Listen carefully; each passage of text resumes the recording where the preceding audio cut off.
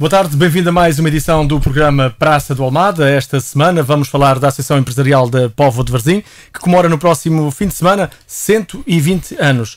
A associação foi fundada em 1893 e ao longo deste período teve vários pontos altos e baixos, refletindo sempre os ciclos económicos da região. Na atual conjuntura, fala-se muito de crise, dificuldades financeiras e o comércio está ou não em crise. O que fazer para mudar são alguns dos temas que colocamos hoje aos nossos convidados. Tenho aqui presente Rui Machado e José Gomes Alves, os dois representantes da Associação Empresarial da Póvoa de Varzim, o presidente, José Gomes Alves, o outro um diretor, Rui Machado, empresários. A primeira questão é esta: 120 anos, é um privilégio ser presidente, sem falarmos para já de custos e dificuldades que possam existir, mas de uma entidade que comemora 120 anos. Boa tarde, bom dia ou boa noite, conforme a hora e o local onde nos ouvirem. Os seus ouvintes, muito prazer, é um prazer estar convosco, é um prazer iniciarmos na Onda Viva os 120 anos da Associação Empresarial da Póvoa de Varzim. Associação que realmente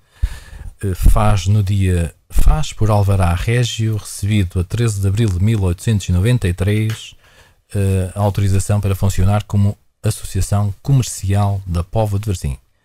Anteriormente houveram outras associações, como uma associação de víveres da Póvoa de Varzim, como uma associação de revendedores de bebidas, que deram origem à associação com alvará régio, que foi alguns poveiros em 1892 que fizeram uma petição ao rei.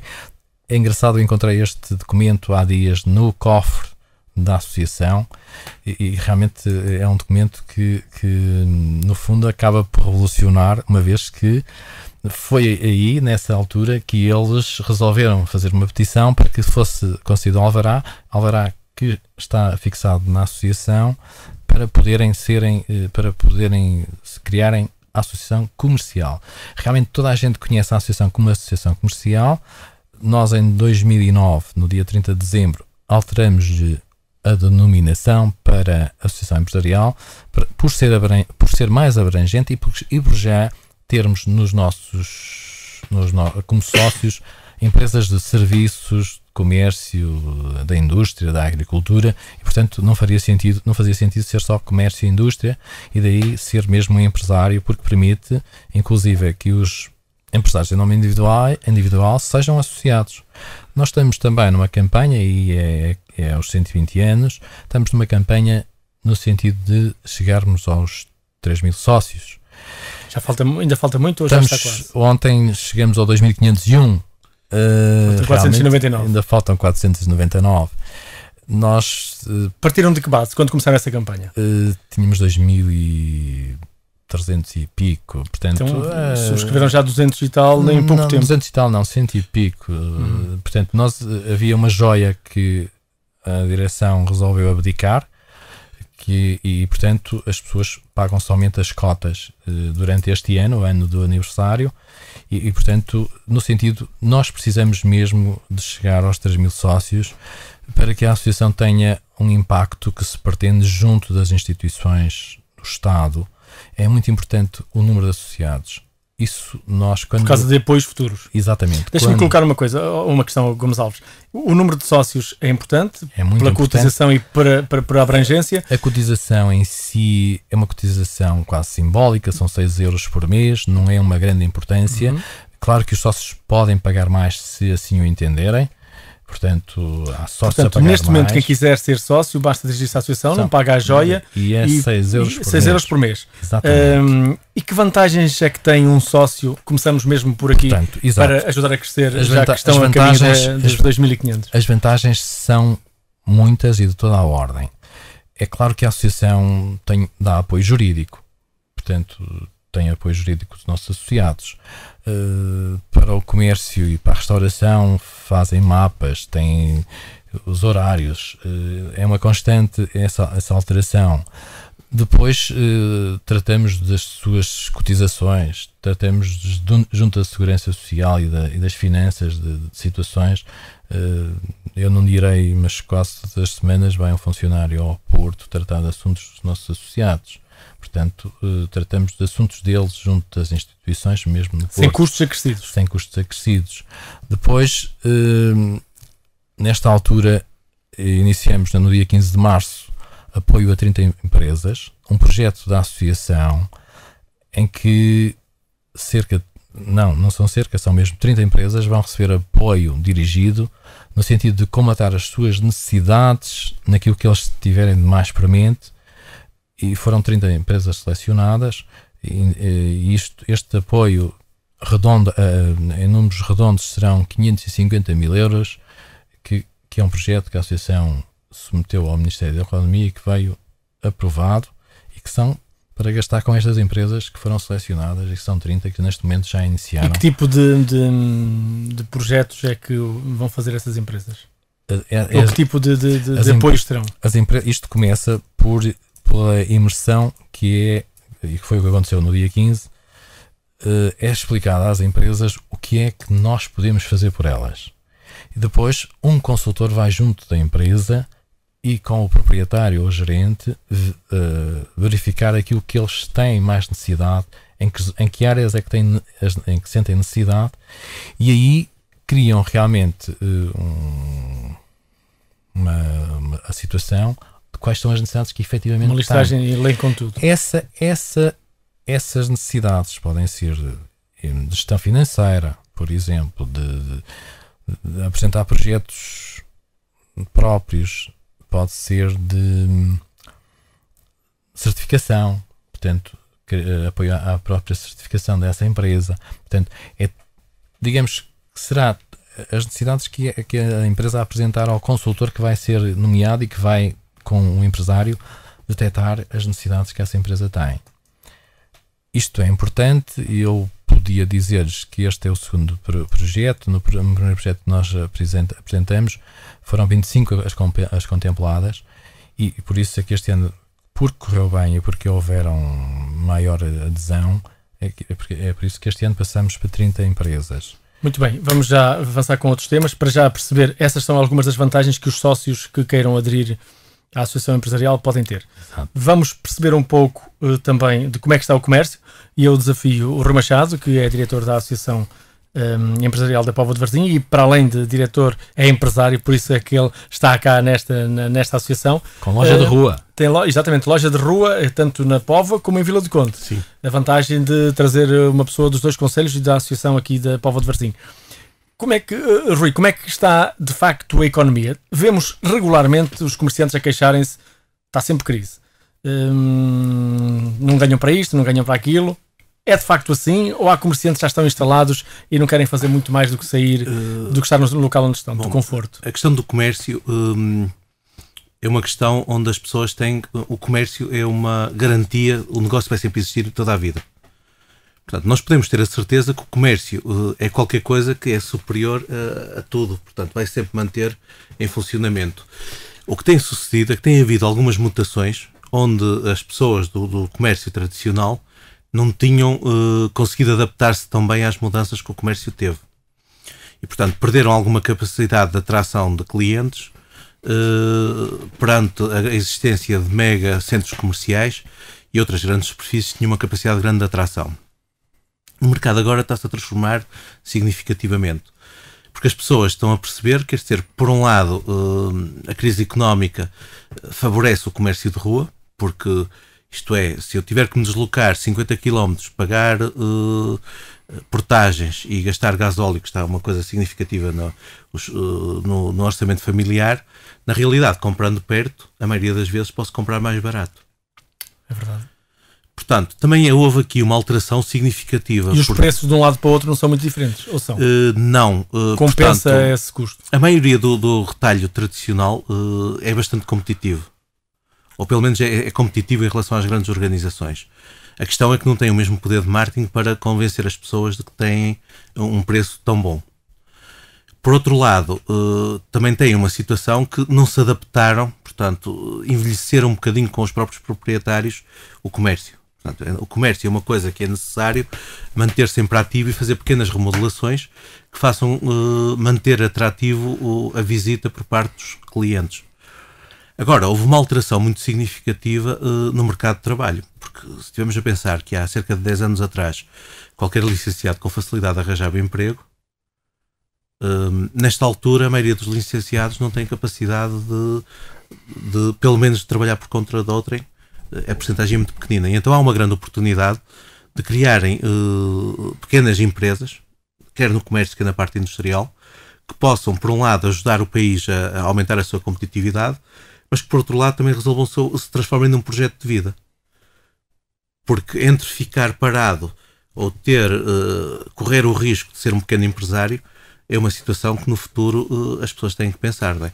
Porque estão preparadas, têm uma boa formação, nós temos a maioria das pessoas com boas formações, mas na realidade não estão a aplicar aquilo que aprenderam. Não têm tido oportunidades, claro, e assim acabam por ter oportunidades. E agora até há apoios para empreendedores. Claro, porque o mercado de trabalho está a ficar completamente seco e as pessoas, se quiserem realmente parar com esta estagnação, têm que desenvolver microempresas, que são extremamente eficientes a maioria das vezes, porque temos é muito direto a operação entre a pessoa que está a fazer a gestão e as operações, e portanto reage. E a estrutura é mais leve, não é? Claro, é muito mais leve, é muito mais eficiente, dá emprego a pessoas do localidade, local, paga impostos na localidade. Portanto, nós temos a maioria das pequenas empresas, são quem suporta o sistema fiscal do país, porque as grandes empresas pagam impostos fora de Portugal. Muitas vezes na Holanda. Claro, claro. Eu tive a oportunidade há 4 anos de estar numa conferência, numa central de compras, com uma pessoa que é querida ou é odiada, que é o professor António Borges, certo. E que ele disse uma questão que é a verdade, mas que é bastante difícil de explicar. E o que ele dizia era: Portugal só vai ter evolução enquanto as pequenas e médias empresas estiverem saudáveis, porque elas representam 80% do negócio em Portugal. E portanto, não é o que está a acontecer. Pergunto eu. O que está a acontecer... as pequenas e médias empresas conseguem autoalimentar-se ou ter sangue na guerra para continuarem a espernear perante esta estrutura e perante a crise que está a haver, e começamos se calhar por falar, não digo no comércio em particular, mas vemos os restaurantes a pedirem uma coisa, vemos outros comerciantes de outras áreas a pedir outras coisas. Bom, a questão que existe nesta altura é uma questão que é necessário perceber, e as pequenas e médias empresas e as associações têm um papel muito importante. Porque o que sucede é, as grandes empresas têm capacidade de negociação com grandes bancos, têm capacidade de negociação com o governo e, portanto, rapidamente conseguem funcionar de forma a que as leis e tudo isso seja adaptado à forma que nós necessitam de trabalhar. Nas pequenas e médias empresas temos um conjunto extremamente importante, um tecido empresarial muito importante, altamente empregador, altamente contribuidor para o Estado, mas que na realidade não consegue fazer chegar aos decisores aquilo que têm necessidade para se manterem ativos. Portanto, essa questão é uma questão extremamente importante, e eu creio que aí as associações têm que mudar um bocadinho, melhorar o seu papel, como a Associação da Póvoa está a fazer. Para além das associações melhorarem o papel, Rui Machado, e voltando à questão ainda inicial, depois vamos também perceber se os comerciantes estão ou não adaptados às novas realidades. Sente-se ou não crise? Os consumidores queixam-se que o salário, e algumas famílias que têm desemprego até nas 2 pessoas do casal. Os comerciantes queixam-se de que não há negócio, logo tudo o que agora é taxado. E agora com a nova regulamentação, em que, e sejamos claros, até o ano passado muitas empresas conseguiam fugir de vários ramos ao pagamento de impostos, agora sim, é de todo impossível, ou é preciso mais artimanha, mais especialidade para poder fugir. Isso obriga a que seja tudo refletido e haja impostos para pagar, que se calhar as pessoas não tinham isso como um imposto, viam o recebimento do dinheiro sem ser para devolver ao Estado, porque não era faturado. Claro. Eu acho que a questão dos impostos é uma questão que tem que ser moralizada. Portanto, acho que toda a gente tem que pagar os seus impostos. Está a ser moralizada, na sua opinião? Não está, porque nós temos algumas situações que são um bocadinho delicadas. Uma empresa, eu nunca fugi aos impostos como empresa, e estou a ser fortemente penalizado com um excesso de regulamentação, e alterações informáticas têm um peso significativo na nossa conta de exploração. Portanto, eu creio que o Estado está a burocratizar demasiado as pequenas e médias empresas que não têm uma equipe de gestores para fazer este tipo de acompanhamento. E, portanto, tem que se ter aqui algum bom senso. Eu percebo o que se tem que ir é para a cultura de evitar que as pessoas fujam aos impostos. Agora, o tipo de controle que está a ser implementado, eu creio que eles estão a transformar as finanças numa espécie de polícia de trânsito, onde, através de multas, estão a tentar, de uma forma encapotada, fazer aumento de impostos com impactos significativos nas contas das empresas. Não é? E os comerciantes estão a adaptar-se? Dizia há pouco que muitos comerciantes, muito do comércio tradicional envelheceu com o tempo. Claro. Não reproduziu ou não reproduz a realidade dos tempos de hoje, porque o próprio proprietário às vezes são pessoas já com muita idade, acima dos 60 anos em alguns casos. Nós temos aqui a Rua da Junqueira, que durante muitos anos era uma rua que tinha muito tráfego, e de repente as casas de referência, muitas delas já fecharam, e recordo do Orivesaria Gomes, e não houve uma refundação de novas casas do género. Acha que os comerciantes, com o longo dos tempos, se adaptaram ou habituaram-se ao laissez-faire, laissez-passer, e isto depois corre mal? Bom, a forma como normalmente as empresas se desenvolvem e como existe inovação é em duas situações. Ou é numa situação onde as pessoas estão completamente tranquilas e não têm grande coisa que fazer, e então dedicam-se a fazer inovação, ou numa situação de guerra. Portanto, normalmente toda a evolução existe quando há problemas. Quer em termos médicos, quer em termos de negócio, portanto, a adversidade a maioria das vezes fomenta potencialidades. E aquilo que eu creio que vai suceder é que cada pequeno empresário, a assegurar a sua sobrevivência, em conjunto é um exército imbatível.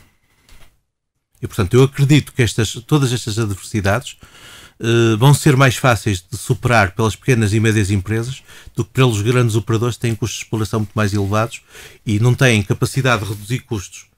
Portanto, um pequeno empresário o que faz pode reduzir o seu salário quando muito bem lhe apetecer. E até o consumo de custos do telemóvel, da luz e de várias coisas, não é? Para assegurar a eficiência e manter o seu negócio ativo. Uma grande companhia, essa flexibilidade é bastante menor. E demora mais tempo. Claro.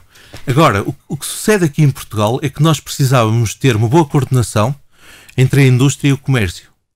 Porque a questão é, nós não conseguimos industrializar o país se não tivermos mercados criados pelo comércio. Reparem que a questão... Desde o mercado primário. Claro. A questão dos legumes foi uma questão terrível.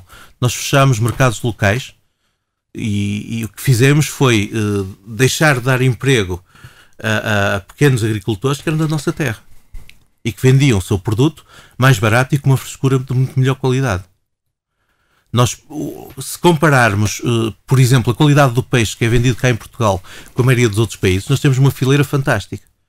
Mas não está focada em hipermercados nem em grandes cadeias. Portanto, continua a ser um negócio de proximidade onde a frescura está garantida através de venda diária. Muito bem. José Gomes Alves, sente o mesmo enquanto Presidente, está desde 2008, só ver, 2009, na Associação. É um facto que nós quando chegamos à Associação tínhamos outras preocupações e estávamos a pensar naturalmente de outra maneira e fomos obrigados a retrair-nos, uma vez que a situação não era das melhores, a situação económica da nossa associação.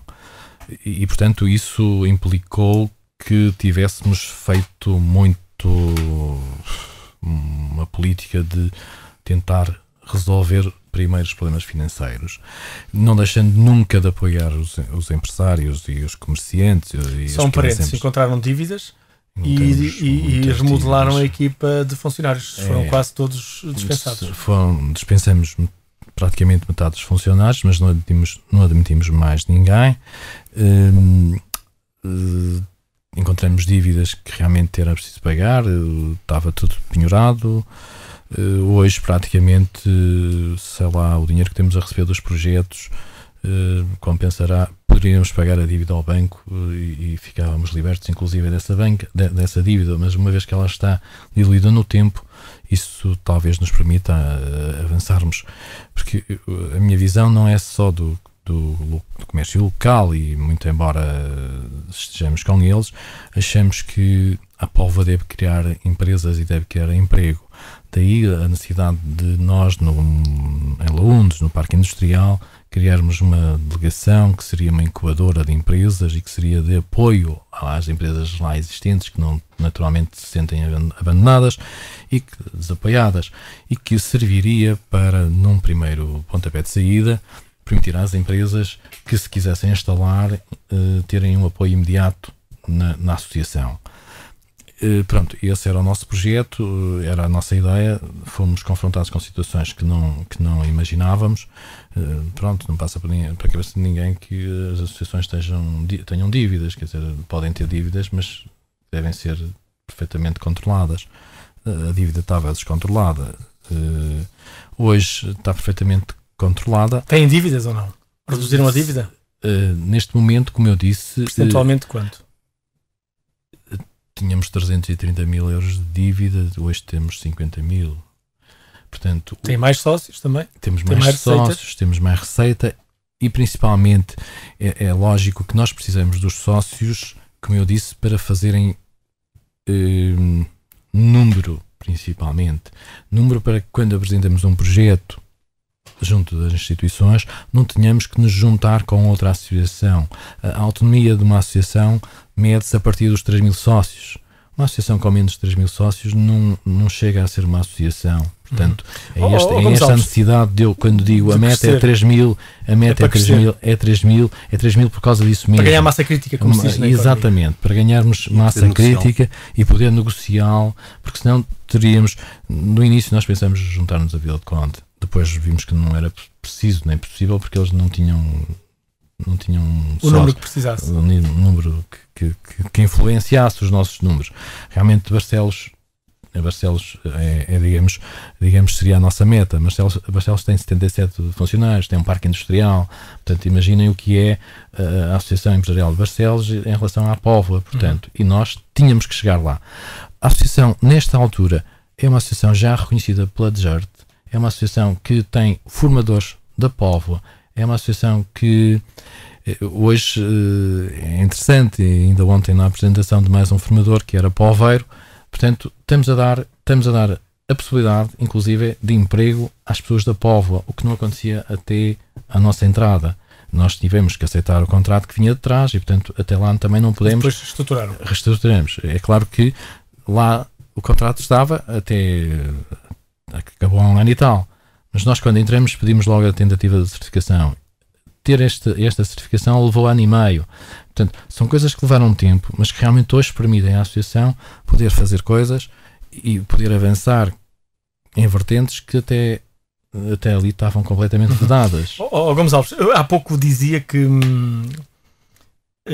o objetivo era crescer e criar o parque industrial e dinamizar o parque industrial. Dizia também o Rui Machado que, citando o António Borges, que as pequenas empresas que serão, digamos, o músculo da economia para poder crescer. Mas eu vi esta semana, eu li o Daniel Bessa que dizia que a crise já não está assim tão acentuada, já há menos empresas a fechar, já o saldo de mais empresas a abrir é maior. Na Póvoa, o que é que se sente? Fecharam muitas empresas, continuam a fechar ou já está a mudar alguma coisa? Não, continuam a fechar, só que realmente agora já não podem fechar mais, porque já não há mais para fechar. Agora tem que começar a abrir, porque... Mas ele não tem aberto cá? Pois, cá não tem praticamente aberto. Nós temos sentido realmente algumas adesões com esta campanha que estamos a fazer, mas são de empresas ou de empresários que já existiam.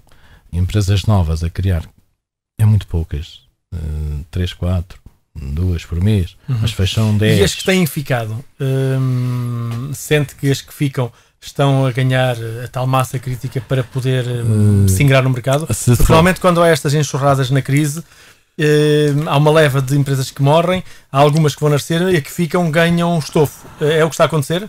De algum modo isso acontece, quer dizer, de algum modo acontece isto.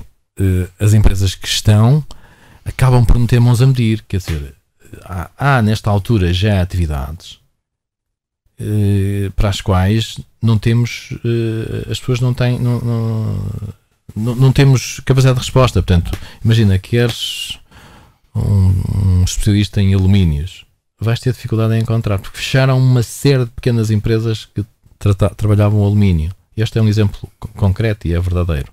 Portanto, está um nicho de mercado que poderia ser aproveitado, uma vez que realmente há já necessidade desse, porque fecharam tantos. Os que estão a aguentar-se bem. Exatamente. Fecharam tantos, fugiram, saíram do país, foram para outros países, estão a trabalhar noutros países. Aquilo que estavam a fazer cá, estão a fazer lá. É realmente verdade. Fecharam cá, estão a trabalhar lá. Alguns de princípio fizeram-no com um bocado de receio, a ver se dava.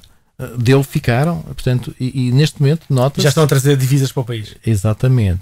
Não sei se estarão a trazer, se estarão a ficar lá e vão para lá ficar de vez, que é o que dizem. Alguns deles dizem mesmo, nós vamos abrir escritório lá, nós vamos ficar lá. Portanto, eles estão para sair, não é? Deixa-me ir ao Rui Machado também, dentro da sensibilidade que tem, até porque também está num outro concelho vizinho, Vila do Conde, sim, e Póvoa, com lojas que são as lojas Beauty Store, convém também aqui referir. Sente que está a haver como dizia o Gomes Alves, mantém-se ainda estagnado o crescimento, ou já há o surgimento e a readaptação de alguns negócios e de algumas novas empresas? Bom, o que está a suceder é que o consumidor mudou drasticamente o seu hábito de compra.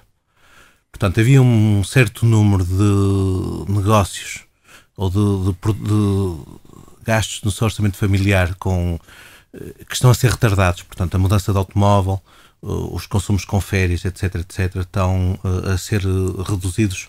No fundo, aquilo que eram importações. Claro. O que convém. Certo. Para ajudar à crise. Agora, nós temos uma sorte em relação, por exemplo, a Lisboa. Porque em Lisboa o que sucedia é que há muita dependência da função pública. Portanto, 50% a 60% da população trabalha direta ou indiretamente na função pública. Estado, não é? Aqui na zona norte todas essas estruturas foram mais ou menos secas, portanto, reduzidas, e portanto o impacto económico que as pessoas da função pública estão a sentir, aqui no norte está-se a sentir menos. Por outro lado, o consumidor mudou drasticamente o seu ato de compra. Portanto, primeiro ia às grandes superfícies ou a grandes superfícies comerciais sem lista de compras, a comprar tudo o que lhe aparecia, que achava que poderia comprar. Havia um grande fluxo comercial do início do mês.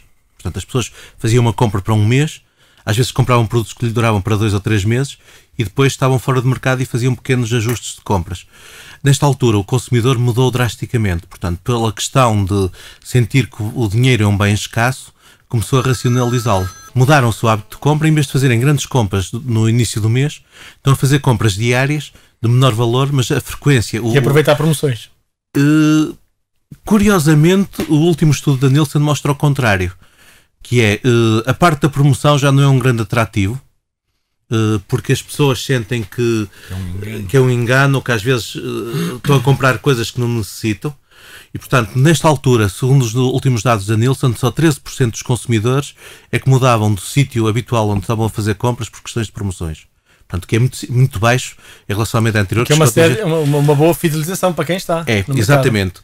Agora, por outro lado, eles também perceberam, quer dizer, que existem custos significativos associados à compra nas grandes superfícies, como o transporte, como comprar aquilo que não necessitam. Certo? A parte dos legumes, eu creio que os retalhos tradicionais têm melhor qualidade e mais frescura. E, portanto, as pessoas estão a redescobrir o conforto de comprar a pé a 50 ou 60 ou 70 ou 100 metros de casa. Muito bem. Portanto, essa mudança está-se a sentir significativamente. Aliás, se vocês repararem, algumas cadeias que mudaram o tipo de promoção, de promoções de 15 dias ou de 3 semanas para promoções semanais, para tentarem cativar... Ciclos novos de clientes, não é? Não, e cativar os clientes para o período total do mês. Pois, mandarem sempre lá em cada ciclo atrás das coisas. Certo, portanto, esse tipo de adaptação está a suceder um bocadinho, mas a verdade é que o retalho tradicional e o comércio tradicional começaram pelo menos a deixar de ter quedas, ou quedas tão significativas. Claro que há efeitos um bocadinho psicológicos, por exemplo, a questão da redução dos impostos que se sentiram nos primeiros ordenados de março teve algum impacto. Portanto, as pessoas sentiram-se bastante retraídas. Também uma permanente... Portanto, nós estamos um bocadinho depressivos como país, não é? Portanto, o que era muito importante para as pequenas e médias empresas era criar um ambiente positivo e fazer com que as pessoas se sentissem motivadas para investirem. Tudo à volta vem que tudo à volta também é depressivo e acabam por ainda ter mais pressão. Nós temos, sem querer ser muito negativo, mas nós temos um tipo de telejornais nas televisões que a única coisa que falam são de maus exemplos, são de coisas que correram mal. É verdade. Certo? E há coisas muitíssimo boas. Onde e depois quando falam de um mau exemplo, nunca, quando esse mau exemplo está visto que afinal não é tão mau exemplo, quando há um bom exemplo nunca dão tanto destaque. Claro. Há um bocado a ideia de agora inverter isso. Mas deixa-me só colocar ainda uma outra questão. Sente que os consumidores, sempre que há algo de alarmante, por exemplo, quando houve agora estas medidas relativamente a Chipre, que o país, quem tinha depósitos acima de 100 mil euros ia ser tributado para ajudar a pagar a dívida, porque aquilo era um país, era uma zona franca e quem ganhou dinheiro, segundo quem está lá a meter dinheiro, deve pagar quem ganhou. Pronto, independentemente de discutirmos a veracidade e a possibilidade de ser correto, sente que as pessoas perante isto sentiram que o consumo ou o dinheiro deles podia estar em causa e consumiram menos, ou não sentiu? O consumidor está extremamente emocional, mas também está simultaneamente extremamente carente. Portanto, quando aparecem essas vagas de notícias que dão insegurança, isso tem um efeito imediato no consumo. Portanto, o efeito é imediato e é significativo. As pessoas não se sentem confortáveis, sentem-se inseguras a gastar o dinheiro, e, portanto, são bastante mais cuidadosas. Claro que depois o efeito passa, não é? Agora, o que é interessante é, apesar de tudo, eles estão a tentar, o consumidor de uma forma natural está a mudar os seus hábitos de compra e, na realidade, no nosso setor, eu estava à espera de uma crise ou de um decréscimo de 15%, 20% que não tem sucedido. Portanto, este ano? Sim. Portanto, está a manter-se. Decresce, mas se calhar mais baixo, é isso? Ou em alguns casos até há crescimento? Até fevereiro as coisas nem foram muito más. Pronto, e agora o impacto que foi muito forte em todas as organizações, eu tenho falado com pessoas de outras organizações, a redução do salário efetivo foi bastante significativo, se bem que nós vamos ter, apesar de tudo, vamos ter uma situação positiva, que é, como a maioria dos funcionários privados não optaram pelos duodécimos no subsídio de férias e subsídio de Natal, aquilo que eu acredito é que a zona da Póvoa, no período de férias, vai ter muito maior liquidez por pessoas que vão aproveitar, porque têm aqui casas para usufruir aqui de férias. E portanto, temos uma oportunidade de negócio mais próximo para vir para cá, não é? Exatamente. Portanto, vamos ter a quebra de liquidez nos subsídios de férias e de Natal vai ser menor do que, por exemplo, nas zonas de Lisboa, onde estão essencialmente funcionários do Estado. E, por outro lado, quer dizer, a capacidade, agora, o município tem que ter uma capacidade de atração de turistas muito forte. Porque eu creio que este ano muitas pessoas vão optar por fazer férias cá dentro. Aliás, quer dizer, eu acho que muitas vezes há alguma manipulação de resultados, e não destes dias apareceu uma coisa interessantíssima na televisão, que as pessoas pegavam no consumo de produtos alimentares, que diziam que estava a baixar 2% em valor, e diziam que as pessoas estavam a passar fome. Certo? Isso é claramente uma manipulação, porque a verdade é, toda esta dificuldade de vendas fez com que as pessoas baixassem os preços e, por outro lado, o consumidor passou a perceber que há produtos que não são de marcas premium, mas têm uma qualidade equivalente e que, portanto, se mudarem, fazem uma pequena poupança. E é aí que eu lhe também gostava, já que trabalha nas suas empresas e as suas lojas são de produtos que têm muitos produtos e a preços competitivos, sente que as pessoas vão atrás da marca, são marquistas, ou acabam por optar até por coisas de marca branca, com preço mais baixo? Ora bom, o consumidor mudou para um consumidor que eu chamaria gosta da honestidade de preço. E melhor informado. Claro, portanto, eles não se importam de estar a comprar numa loja que pode não ter momentaneamente por uma promoção o melhor preço, mas que sabem que estão sempre a fazer um bom negócio e que o seu orçamento familiar fazem a primeira compra no primeiro mês do ano e sabem que vão gastar aquele dinheiro aproximadamente. Já está habituado certo. Ao bolso, não é? Portanto, o que eles gostam é de honestidade de preço, que é sentirem que não há grandes flutuações. Reparem que um consumidor não percebe porque é que comprou uma semana um produto a 100 escudos e depois está numa campanha com 50% de desconto e só custa 50. E porque é que depois, passado 15 dias, tem que voltar a custar 100? Portanto, as pessoas não percebem esse tipo de situação. Por outro lado, isso dificulta muito a gestão do orçamento familiar, porque nunca sabem quanto é que vão gastar num detergente de roupa, num detergente de louça, etc, etc. Se tiver um preço... E acabam por consumir coisas, por vezes, se forem atrás da promoção, acabam por consumir coisas que não querem e compram em quantidades maiores, que acabam por estragar-se ou consumir a mais, porque querem aproveitar aquela campanha. Ora bem, o consumidor tem uma coisa interessante, que é, quando compra um excesso de stock, por exemplo, se comprar 10 embalagens de detergente de roupa, por lavagem passa a gastar mais quantidade de detergente de uma forma inconsciente. É isso, exatamente. Portanto, representa a poupança que ele teve porque comprou um preço ligeiramente mais baixo, vai-se completamente destruir através de um aumento de consumo para a mesma quantidade de roupa lavada. Se fosse menos, estava doseado. Certo. E, portanto, adapta-se melhor. Eu creio que essas questões, o consumidor já deixou de ser aquele consumidor pós 25 de Abril, que era assambarcador quase. Sim, estavam a chegar as coisas Certo. novas a Portugal, havia uma abertura ao mercado. Portanto, nós temos agora um E consumidor... nota-se que há o interesse pela procura de produtos nacionais. As pessoas querem procurar coisas produzidas ou com alguma referência a Portugal? Há algumas pessoas. Por exemplo, eu dou o exemplo dos sabonetes Jaco Brito, que são os líderes em termos de sabonetes nas minhas casas, que é um produto tipicamente português, identificado como tipicamente português, e que as pessoas procuram porque sabem que tem uma qualidade garantida. Muito bem. Gomes Alves, o Conselho, estamos aqui a falar das empresas, o Conselho anda a 2 velocidades em termos de comércio, as freguesias estão-se também a aproximar em termos de competitividade estou a falar sempre de comércio, com as lojas e com os estabelecimentos da sede do Conselho, e a Associação sente que há procura ou estão um pouco abandonadas? Não, as lojas das freguesias estão-se a aproximar um bocado do Conselho. Eu antes até ia dizer que temos aqui um exemplo no Sr. Rui Machado, na direção, da publicidade que ele faz e que realmente isso faz a diferença. Temos que entender que há aqui uma situação. Eu não quero dizer que o colega da direção que seja mais inteligente que os outros, mas a verdade é que o Rui Machado tem campanhas agressivas de publicidade e que muitos dos nossos associados não fazem. Deixa-me então só fazer um parênteses. Rui Machado, e sente resultados nessas campanhas? Exatamente. Bom, eu tenho que dizer uma coisa que é uma questão fantástica, que é, eu quando cheguei aqui à Póvoa, eu tenho sempre o hábito, eu gosto de selecionar fornecedores locais. E então fui falar, eu tinha trabalhado numa multinacional e tinham bons especialistas em termos de marketing e perguntei, já agora também vou falar de si, perguntei a opinião sobre a Rádio Onda Viva e fiquei impressionado. Porque o nível de audiência é brutal em relação a qualquer rádio local do país. E portanto, rádio nacional. Sim. E é um investimento relativamente baixo, com um retorno muito significativo. Porque a taxa de audiência passa aos 40%. Os meus colegas estavam a monitorizar isso.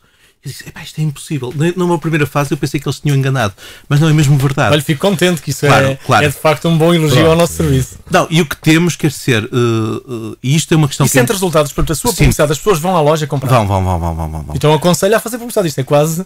Aconselho, e até deixe-me dizer uma questão, quer ser, o que nós temos que construir é uma cultura de conselho, com empresas de conselho, com pessoas do conselho, com mídia do conselho, certo? Portanto, que nos defina uma cultura que seja específica desta região. Porque isto torna-nos imbatíveis e torna-nos muito mais atraentes para o nosso consumidor. Isso faz-nos lembrar aquilo que nós tentamos fazer e que temos vindo a fazer, que é o cartão da associação, em que há descontos aos associados, a adesão ao cartão de desconto da associação. Que realmente, uma das coisas que fizemos logo de início foi até ser protocolado com cerca de 50 empresas e que tem vindo a aumentar. Realmente as empresas recebem um cartão e os associados têm descontos. Eu podia dizer que, por exemplo, com o cartão da associação, numa consulta de urgência da Santa Casa de Vila de Conde, passe a publicidade, as pessoas pagam talvez menos que o que pagam numa consulta de urgência no Hospital da Póvoa.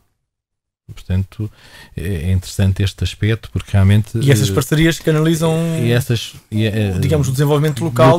De ambas. A ideia que foi e que realmente está subjacente é descontos aos sócios e entre os sócios. Portanto, e isso tem resultado. Deixa-me colocar uma questão a ambos. Que eu fiquei... não dou a minha opinião. Não, fiquei admirado porque vi...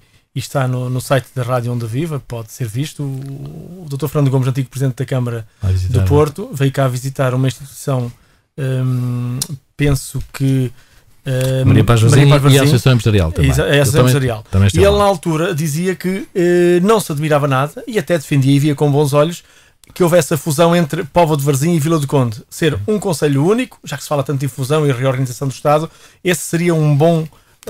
arranque, sendo ele que já começou cá na Póvoa em 74, morava cá, depois passou para Vila do Conde e foi presidente na Câmara de Vila do Conde e agora depois foi para o Porto, certo, com uma visão externa. Acha que isso é viável no futuro, já que temos tantos equipamentos já comuns? É muito viável. é muito viável. Os políticos é que poderão não gostar. Os políticos podem não gostar e há, neste caso, eu acho que todas aquelas instituições que até hoje foram criadas para a Vila de Conde, a Póvoa ficou a perder. E isso é que foi mal feito, porque realmente todas essas instituições que foram criadas têm sede em Vila de Conde. Nós ficamos, diz assim, Esquadra Póvoa Vila de Conde, mas a sede é Vila de Conde. União Local de Saúde, ULS, a sede é Vila de Conde. A Póvoa tem 77 mil inscritos enquanto pacientes, enquanto utentes. A Vila de Conde tem 67 mil ou 70 mil. No entanto, a sede ficou em Vila de Conde. Eu sei que eu cheguei a contar. Superior? A EISEG é toda na Póvoa, só a porta é que é em Vila de Conde, mas a sede social é Vila de Conde. Reparem que todos estes impostos entram no Conselho de Vila de Conde. Eu tenho uma propriedade que metade é na Póvoa, metade em Vila de Conde, metade em Toguinhó, metade em Beiris. Naturalmente não faz nenhum sentido que estas duas cidades se degradiem. Portanto, deveria haver realmente a sua junção, porque o seu crescimento seria mais harmónico e, ao mesmo tempo, deixaria de haver estas fugas, porque realmente, antigamente, realmente a Póvoa retirou muita coisa à Vila de Conde, retirou o casino, retirou muita coisa nas décadas 30. Póvoa de Varzim retirou muitas coisas da Vila de Conde. A Vila de Conde não era nada à beira da Póvoa. Os alunos vinham de Vila de Conde estudar para a Póvoa. Nem sequer tinham liceu, não tinham escola, não tinham nada. Portanto, até os alunos estudavam cá na Póvoa. Depois, Vila de Conde, realmente, com o 25 de Abril, emancipou-se. E acabou por retirar à Póvoa a maior parte, todas as coisas que vocês virem. Póvoa de Varzim, Vila de Conde, a sede local, tem primeiro Póvoa de Varzim, sim senhor, mas é tudo em Vila de Conde as sedes. E é aí que entra o IRS, o IRC, os IVAs, tudo etc. Que é impostos. Tudo que é impostos entra em Vila de Conde. Muito bem. Rui, sendo... Mas por isso mesmo é que faz sentido essa fusão. Não faz sentido que tenhamos dois políticos, um a degladiar-se e o outro a deixar-se vencer, não é? O Rui, qual é a sua visão que tem? Está cá há pouco tempo. Claro, mas eu tinha um consultor que nos dizia sempre assim, com alguma piada, que é: onde é que se senta um elefante com 6 toneladas? E ele dizia: senta-se onde se quer sentar. Portanto, nestas questões, cada vez mais, eu creio que os políticos tentaram dividir um bocadinho. Eu não sou nortenho, sou do Norte, sou poveiro por convicção, mas vilacondense também, e acho que é os sítios mais bonitos para se viver. Agora, acho que os políticos sempre tentaram dividir os concelhos para evitar que eles pudessem ter poder de reclamação. Os políticos centrais. Centrais, claro. E os locais foram aproveitando a boleia? Claro, ou foram... E negociando e pedindo coisas para eles. Claro. Portanto, não coisas tiveram... para eles, para os conselhos deles. Mas não tiveram. Mas na realidade, quer dizer, nesta altura, nós estamos numa altura onde o que conta é o poder negocial. Reparem, quer dizer, vamos olhar, por exemplo, para o tecido empresarial. 3 ou 4 grandes empresas, se calhar valem 5% da massa total de trabalho e se calhar nem 5% dos impostos pagos. E depois há um conjunto de pequenos retalhistas ou pequenas empresas que são a grande massa geradora de riqueza, pagadora de impostos e criadora de trabalho, mas que não estão organizadas numa única empresa. E apesar de terem um peso significativo e serem um verdadeiro motor da economia, não têm capacidade de influência porque estão descoordenadas. Muito bem. Meus senhores, estamos a chegar ao fim. Eu gostava ainda de vos pedir que estratégia para continuarmos a ser positivos e para mudarmos e para, digamos, alimentarmos o ego dos comerciantes que estiverem a ouvir-nos e o ego dos consumidores para que no dia-a-dia continuem a comprar. Começava pelo Rui Machado e terminava depois no... Ora bem, nós temos... eu creio que temos que mudar a atitude psicológica. Portanto, temos que deixar de falar tanto em crise e pensar como é que a gente vai tornear isto. Portanto, em vez de tentarmos a ficar bloqueados pelos problemas, tentarmos arranjar uma forma criativa de ultrapassar as barreiras que nos estão a bloquear. Isto passa um bocadinho por passarmos a ter uma atitude mais positiva, sermos mais leais todos uns com os outros, sermos mais organizados, aproveitarmos as associações e as instituições para fazer valer quais são as nossas dificuldades, porque eu acredito que a maioria dos políticos poderão estar a cometer erros porque não têm acesso às dificuldades com que a gente está ou aquilo que nos poderiam ajudar através de novas regulamentações, de novos apoios, etc, etc. E, portanto, eu creio que a situação que nós temos que tentar fazer em vez de falarmos de que está tudo mal, que está tudo negativo, procurarmos gerar estímulos de forma a que as pessoas se sintam confortáveis para fazer novos investimentos, para meter novos empregados a funcionar, para desenvolver os negócios e, portanto, criar toda uma dinâmica industrial e comercial que desenvolva o país e que faça recuperar, quer dizer, algumas indústrias e algum tipo de situação que Portugal já teve e que perdeu nos últimos anos. Muito bem. José Gomes Alves, para terminar. Nós realmente achamos que as pessoas têm que enterrar a crise. A Associação, neste fim de semana, tem a Expo Saúde, portanto, que é realmente uma organização no sentido de verificarmos e darmos apoio à saúde dos poveiros. Portanto, eu vou convidar, aproveito para estar aqui para convidar as pessoas a comparecer. É gratuito. É este sábado e este domingo de manhã, não é? É um check-up aberto a toda a população, gratuitamente. Na Praça do Almada. Vai desde o colesterol, a eletrocardiograma e um exame final. Ficam com o passaporte, podem inclusive pôr a fotografia no passaporte, ficam com o passaporte da saúde para depois poderem ver a evolução junto do médico de família. Em relação à situação económica, pois, como eu disse há bocado, as pessoas foram para fora, deixaram aqui por fazer. Nós hoje já queremos especialistas e já não temos. Portanto, é facto que eu penso que esses já não voltam porque já se instalaram bem onde estão. Eles mesmo dizem, nós já não voltamos. Vai abrir oportunidades para outros. Vai estar a abrir oportunidades para outros que cá ficaram e é isso que pensamos mesmo. Há que se juntarem na associação. A associação, eu falei no projeto que já iniciou a 15 de março. Temos um outro que é a igualdade no feminino rumo à eficiência, porque também vamos apoiar 15 empresas nesse âmbito. Portanto, o facto é que na outra vez que concorreram 56 ficaram 26 de fora, mas ainda temos este projeto que dá para aproveitar mais algumas. Dá para aproveitar algumas que ficaram de fora nisso. E, portanto, e é esses apoios que nós e que eles têm que aproveitar, porque isto são apoios do Estado e se não forem aproveitados nós temos que devolver o dinheiro ao Estado. Muito bem. Portanto, 120 anos, a data que vai ser comemorada no próximo fim de semana, a Associação Comercial e Empresarial, a Associação Empresarial da Póvoa de Varzim. Recordo que estivemos aqui à conversa com Rui Machado e José Gomes Alves, da Associação Empresarial da Póvoa de Varzim. Tivemos aqui mais uma edição do programa Praça do Almada. Pode ver sempre na rádio e na Onda Viva TV, na rádio ao sábado e domingo ao meio-dia e com repetição ao sábado às 7 da tarde. Na Onda Viva TV basta aceder a radioondaviva.pt, clique em Onda Viva TV e a partir de amanhã está disponível o vídeo desta entrevista. Despede-se Otávio Correia, agradeço aos meus convidados. Voltamos na próxima semana. Até lá, se Deus quiser.